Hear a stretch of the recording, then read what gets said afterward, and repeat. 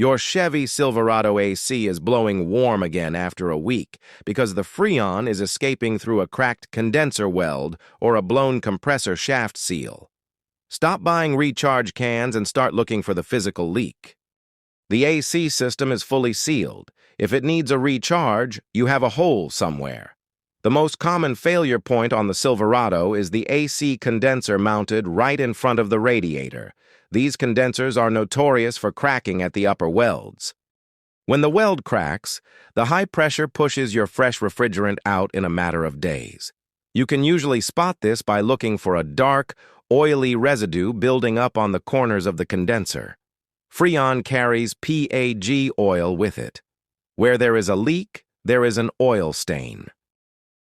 If the condenser is completely dry, you need to check the AC compressor itself. The main shaft seal behind the AC clutch is another major weak point. When this seal blows, the Freon dumps straight out of the front of the compressor housing. To fix this permanently, you must stop guessing and find the exact hole. Inject a small amount of UV dye into the low-pressure port. Run the truck on max AC for 10 minutes. Shut it down and shine a blacklight over the engine bay. The escaping dye will glow bright yellow. Once you find the glowing leak, you replace that specific part. After installing the new condenser or compressor, you must pull a vacuum on the entire system for 45 minutes to boil off any moisture.